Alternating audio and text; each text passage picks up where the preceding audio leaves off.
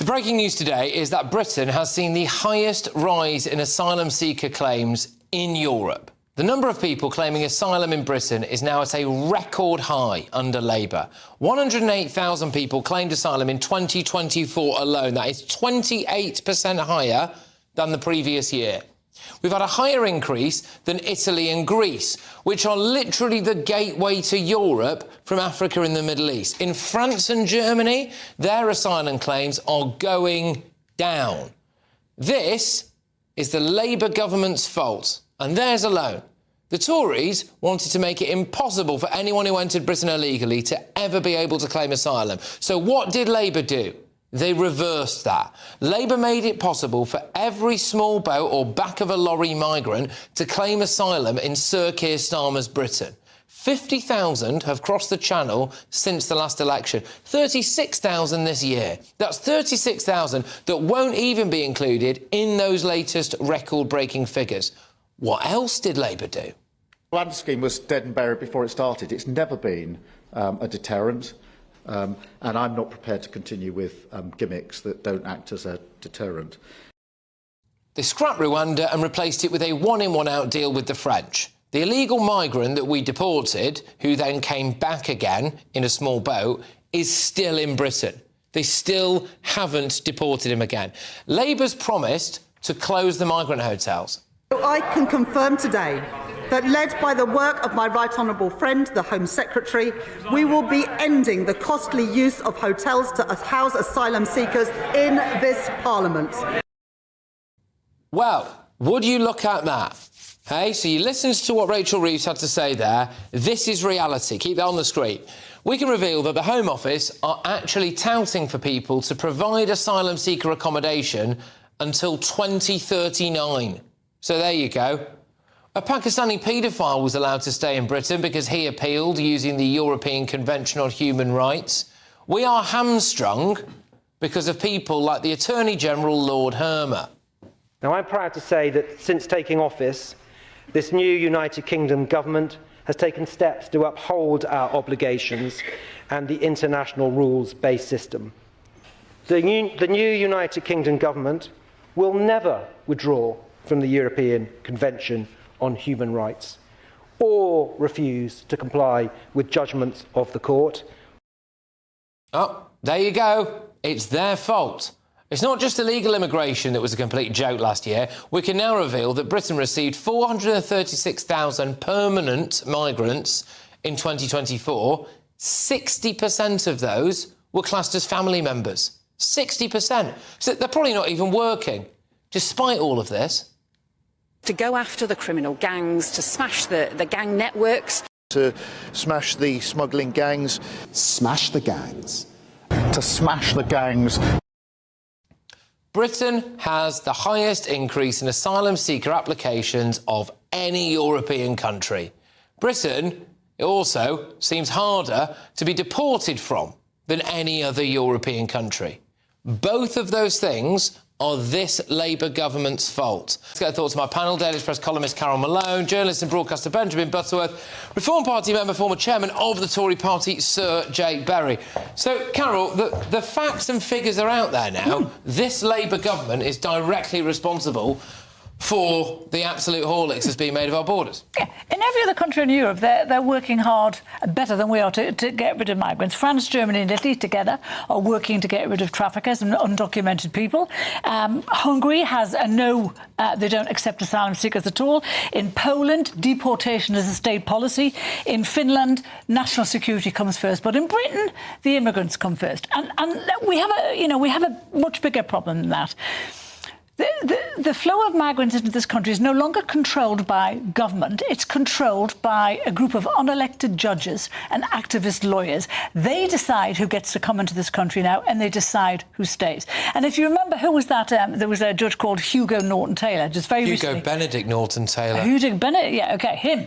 He recently, he led in Gazans on the Ukrainian family scheme. Yeah. And what he said in court was Parliament hadn't expressly said Gazans couldn't come, so he was going to make it a law that they could. Activist judges. So he is foreman immigration policy for this country, and that's got to stop. And more importantly, when immigrants they come here rather than France or Germany, Germany is now deporting people back to Afghanistan. Yep. France puts them in detention centres. We put them in 4-star hotels. That's why they're coming here. Am I right in saying, Jake, that of the 108,000 people that claimed asylum in Britain in 2024, if the Tories had still been in power, that number would be 0?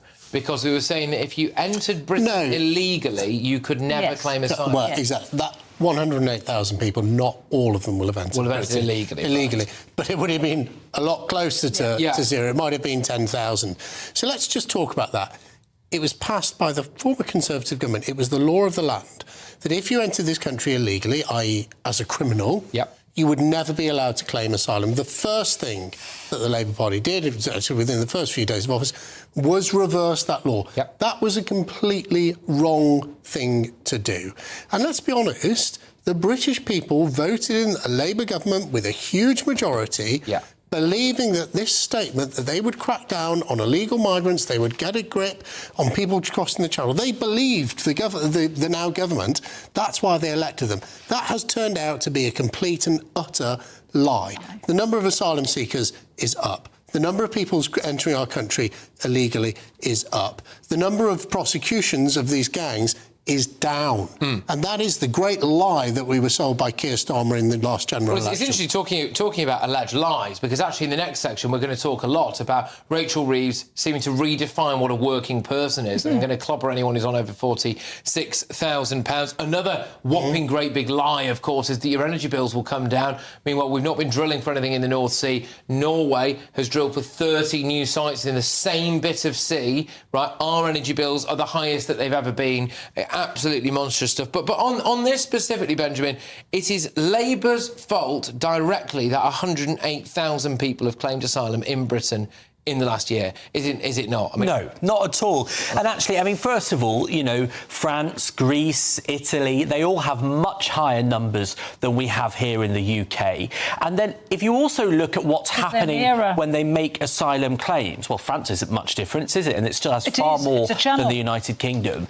But actually, you know, so first of all, if you look 2 years ago, there were almost twice as many people, asylum seekers, in hotels in Britain compared to how many are in hotels now. It was about 60,000 in September 2023. But then also, Benjamin. But also look at what's happening when people seek asylum. Well, you often talk about Afghanis having a particularly high crime rate and sex offence rate. Well, when Sir Jake, knighted for his contribution, was a part of the parliamentary party in government, 99% of Afghanis were given a right to stay. Since Labour came in last year, it's 38%, a third of what it was. So they might be trying to come here, but they're not staying. That is a sensible approach that is clearly filtering out a lot of people that shouldn't be here. So why are the number of asylum seekers coming to the UK going up? We've got this super tough they're government. in for a shock, aren't they? Because all these number of asylum seekers going up. And you say that Britain, I don't know what she's saying no to, because she's certainly, whatever she's saying no to, they're still coming. You look at Britain, you say we've got fewer migrants coming to us than many of the countries around Europe. The point is that Germany's cutting the number of people claiming asylum. In Britain, it's going up and up and up. It's not going to be long until we catch them. Germany are deporting Afghans back to... They're sending them back to Kabul. We're never going to do that in a million years. And, you know, when migrants get here, never mind the 4-star hotels, that's one thing. There are no blocks put on them to earn cash in hand. No liars and criminals are ever sent back to their country of origin. And we have a legal system that bends over backwards to allow them to stay. That's not happening in those other European countries. I mean, there are two aspects here, OK? So there's the first one, which is the fact that under the Conservative Party, anyone who entered illegally would not have been allowed to claim asylum. Labour reversed that. That has unquestionably had an impact. The second aspect to it is our Attorney General, Sir Keir Starmer's tremendous friend, he gave a toast when Sir Keir Starmer passed the bar, all of that stuff, has also come out in the first few days of this Labour government and said that we would never, ever deviate from the ECHR. And that is another aspect which is keeping people in this country, including people like Pakistani paedophiles, etc., So presumably you're not on the side of that. But your argument falls apart because the countries you've just praised, like Germany turning people back, they abide by the ECHR. It's about our interpretation of these rules. Of power who are willing to ignore the ECHR. Yes. We don't. It's about the interpretation. For example, a Labour government, a Labour government has said that the Conservatives never did, that the right to bring your family here shouldn't be in perpetuity. That makes sense. You know, we've not had a single migrant come to this country in a small boat in 11 days because of Storm Starmer. They are afraid they will be deported. And it's about time you recognise. Every other month of the year, it's been Storm Muhammad with people coming over in their thousands. Sir Keir is doing what Sir Jake I've never heard any such nonsense. Interpreting the law, and the judges in this country are choosing to interpret the law in a way that's favourable to the illegal migrants, and that's not happening in other countries. Let's just play the tape forward here, right? Because those 36,000 people are not added to that list of 108,000, which is a record-breaking year. So obviously someone smarter than me can do quicker maths than me on that. 108. Plus 36,000? 144. 144,000. So let's make it 144,000 people who are all now going to be able to claim asylum. That's despite the fact that no one has come in the last 11 days or whatever. Isn't that incredible? Due to the weather. Anyway, and so they're all going to be able to claim asylum. Now, the pass rate on this is something ridiculous, something like 70-odd%. And then, of course, you get the infinite number of... But you get appealed. People are never actually sent out of the country. And Labour's other policy, which they said, which I haven't spoken about yet, which I will now, was about shutting the migrant hotels. We played you clips of it before. They're going to close the migrant hotels. Well, now it's emerged through leaked documents that they are calling for people to be able to provide them with accommodation, asylum accommodation, until 2039, Jake. My God. That's not shutting the hotels, is it? No, it's not. And I just think... The government, whoever's in power, whether it's a Conservative government, one of the reasons I left the Conservative Party is they made a mess of this whole system. The government has to level with people. People in this country are fed up to the back teeth. They elected a government, a Conservative government that said it was going to get to grips with it, a Labour government that's going to get to grips with it. The truth is that it's only someone like Nigel Farage and Reform who've actually got what it takes to grip this issue, because he said we'll leave the ECHR. He said he would deport people. The Tories would have been successful had Rwanda been allowed to go ahead, and if the law had been passed that said anyone who came... Well, look, Carol, I was there at the time, and I was one of the few Conservative... Rwanda actually didn't go far enough.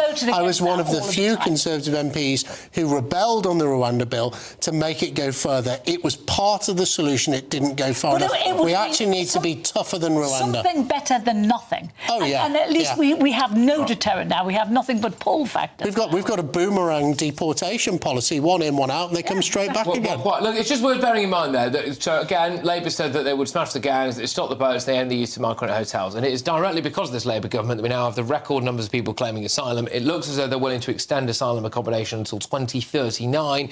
And just bear that in mind, because when we come back in a second, we're also going to talk about another absolute whopper, which is leading the front of the Telegraph as well. Reeves prepares to break manifesto pledge with income tax rise. We've got that, plus what's, not going on in the North Sea. It's an absolute shocker. It's a complete clown show. But